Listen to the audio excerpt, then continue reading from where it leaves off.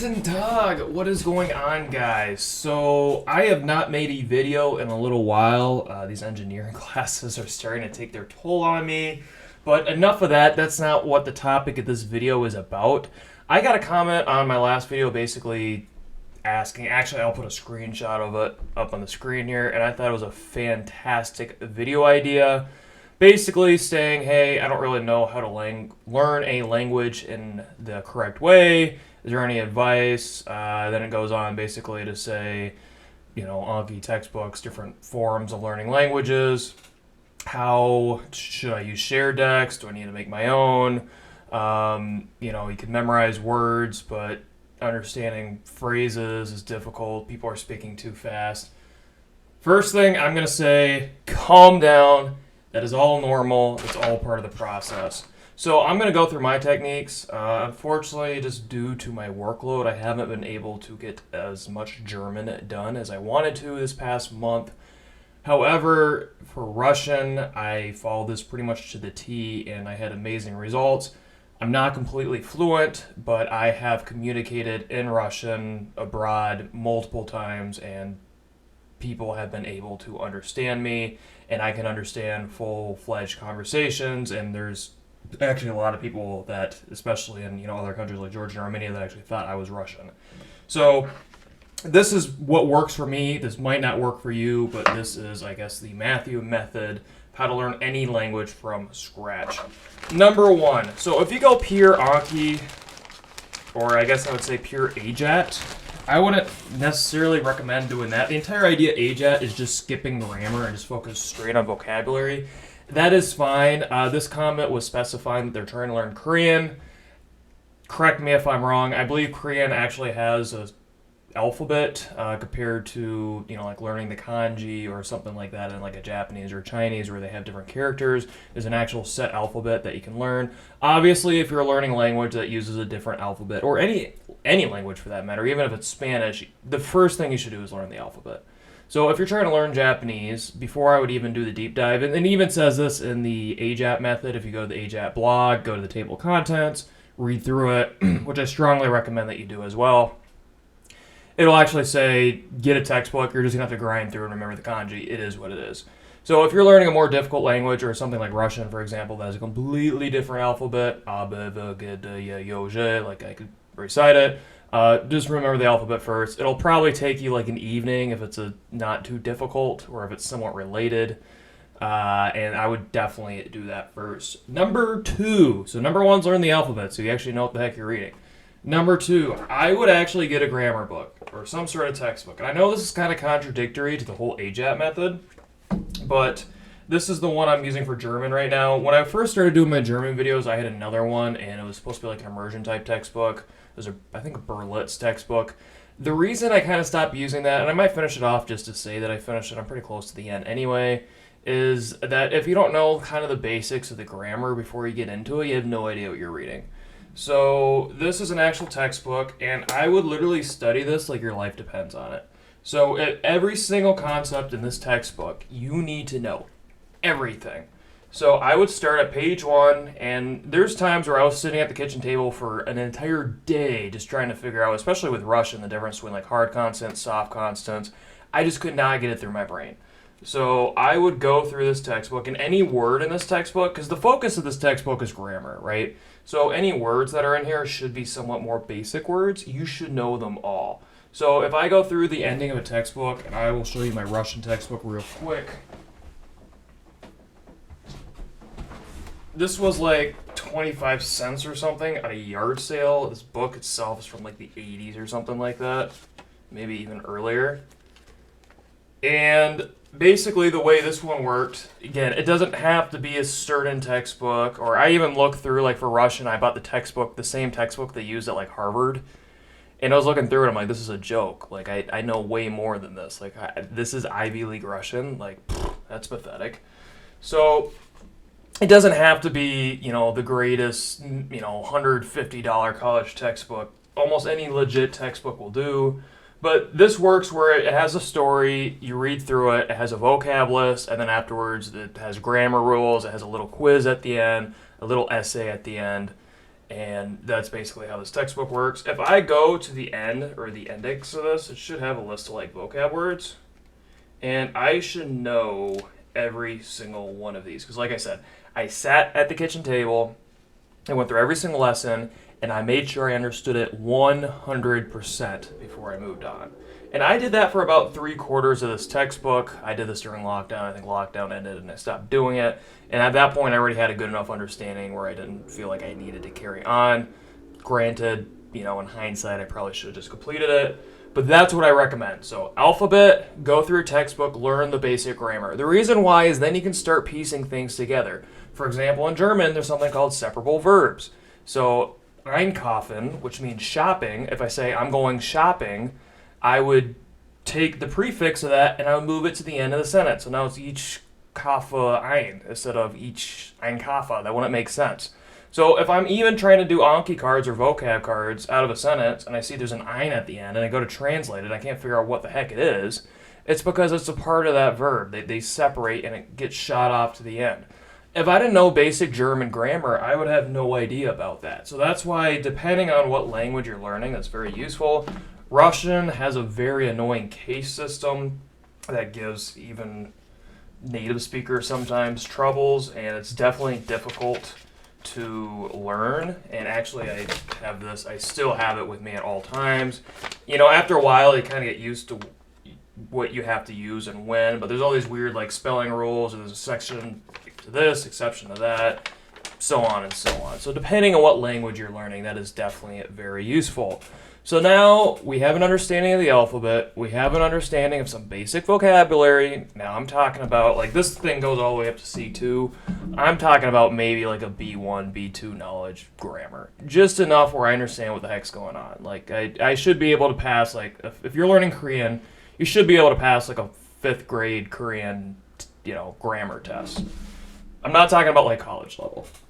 So now that that's taken care of, you got to realize, and the way I view it is, like, I'm in my mid-20s right now, right? So if I start learning German today, which I've been trying to do it for about a year now, that means I'm like 25 years behind my peers. That's the way I view it, which means I need to catch up.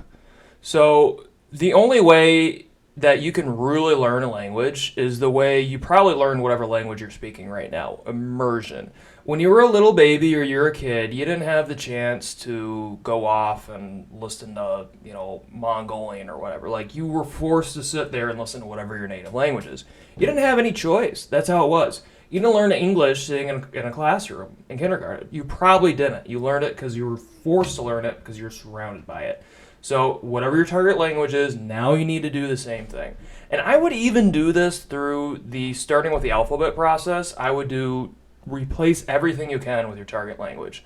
So if you look at my computer screen, there's almost nothing that's in English. Almost nothing.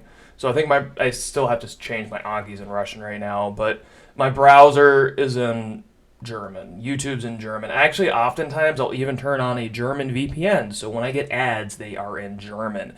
Now, this sounds kind of cruel, but the way I view it is, especially shows like Crunchyroll is a great source because you can change language and subtitles and kind of mix it, is I can watch shows that I usually watch anyway, and I'll just change it to German.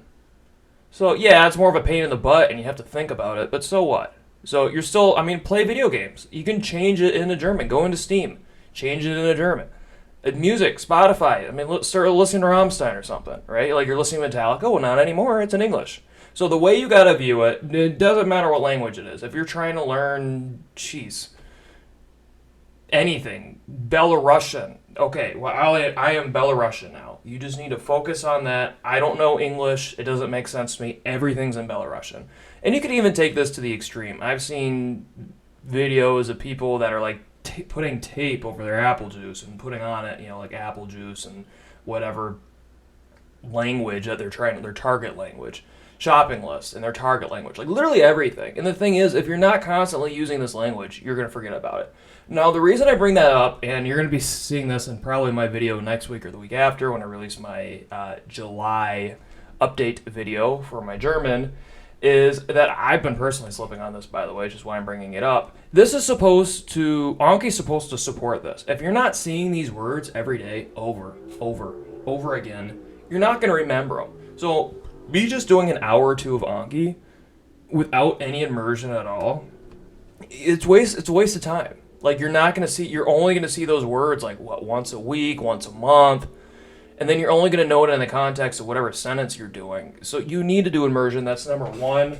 There's a little tip that Matt versus Japan said, and I actually completely agree with it. And just get like an old MP3 player. I mean, you can get one of these at a yard sale for like a quarter now, or even get one off eBay or Amazon. I think this one cost me like a few bucks. That way you're not on your phone, because when you get on your phone, you get distracted. Another thing, your phone should be in your target language.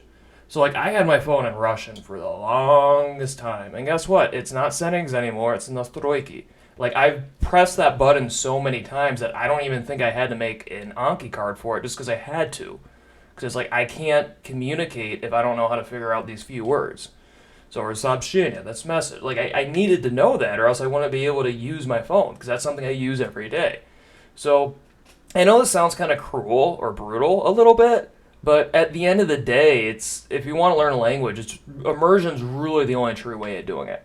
So now that you're fully immersed, now it's time for Anki cards. What do I recommend for Anki cards? So there's a few different pools of thoughts on how to make Anki cards. So for example, the Xiaomen Sha, Chinese guy, I know I'm probably butchering his name, he's a big fan of doing the opposite of what I do. So he'll have like the sentence in English or whatever, the translated sentence in the front, and then you have to translate it in your head and flip it over. I don't like doing that at all. So I like making my own cards because I feel like it's more immersion. And I mean, it depends. The entire AJAT method, and a lot of people don't have time for this, by the way, is throughout the day find 20 words that you think you kind of know, you've seen them multiple times, and then make cards with those in context. Not everybody has the time to do that. Anything that I see, for example, I'm doing German. Like when I'm at work, there was this instruction manual that was getting thrown away because it's in German. Well, guess what? It's in German. I'm keeping it. I am going to go through and I'm going to sentence mine. So every single word here that I don't know, and this is manufacturing related, so it's going to be a bunch of new vocab that I don't know. That's perfect. I can then go in, add cards, and usually I'll put the entire sentence. I'll find one word that I don't know, and I will highlight that word, and then I will do a card on the back with that word translated. After a few thousand sentences, hopefully everything's translated into your target language once you make the monolingual transition. I made a full video on this, so if you want to know exactly how to make Anki cards, that's how I'd recommend you do it. But I do 20 new cards, or my goal is to do 20 new cards every single day. So if you look through the science, and I'm not going to bore you with the science on all that, but sitting looking at a vocab list like when you're in elementary school is the worst way to learn vocab.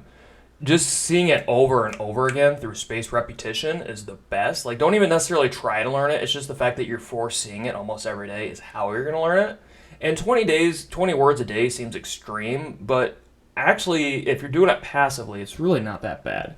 Now, before I found Anki, I was doing things the old-fashioned way with no cards. I don't even know why I still have these, to be honest. And after like a few thousand of them, it got pretty hectic. And I guarantee you, if I go through these no cards right now, even after not doing Russian Anki for a long time, I would probably know what almost every single one of these are. So, yeah, Divan Krovat, easily, yeah, Spokojnoy. I mean, like I said, I could just flip through here, and I think I even put like difficulty levels on the bottom or something like that. You don't need to do that anymore. Again, if you have Anki, once you find a word, you should be able to chuck it in. Now, I always like throwing audio on there, and there's also good resources. For example, YouTube's amazing, because if you go here on the bottom, there's a transcript button, and you can actually, it splits it up in like sentences, like chunks. In einer ausweglosen Situation. And I can literally record that and do an Anki card with a word that I don't know. And now I have audio on top of actually having the vocab that I'm looking for as well. So it's kind of a good combination. So that brings me up to my last point. Speed. It's too fast. What do I do? When you're learning a language, this is going to happen. This always happens. And that is why I actually like watching stuff with subtitles. And it's annoying sometimes because I want to like just watch it normal speed, not have to think about it. But after a while, most languages, or I should say all languages, like 95, 90% of the language, and a vast majority of the language is like 10,000 words. So if you know 10,000 words, and that's the thing with AJAT, the entire reasoning of AJAT is do 10,000 Anki cards and you're good. So once you know about 10,000 words, you'll know most of, and you should be able to piece together through the words some of the vocab that you don't know. There are rare occasions that happens. So you might know all the vocab, but it might be coming at you so fast that you don't have time to think about it. And that's fine. So if you're on YouTube, guess what? You can actually slow down the video itself. That might be something good for you. If you have it with subtitles, and what I like about YouTube is that I can go here and I can rewatch it. So Rossams Söhne I watched haben einen this. Mann umgebracht, die Familienehre That was too fast. Let me go back. There's literally a timestamp. I can go back. die Familienehre I can rewatch it. So stuff like that I think is pretty powerful, and it is a very useful way for learning languages. Also, I don't really like dumbing it down. Like I heard people like, "Oh, I learned languages from Winnie the Pooh or whatever." Like if you're a fully grown adult, like if you want to know the language fluently, I would go towards resources that you're actually interested in. Trust me, if you're watching like kid material or stuff that's like uber boring, it's going to be a chore. This shouldn't be a chore. This should be something that you enjoy. So like, for example, I really like traveling. It's one of the reasons I like learning languages.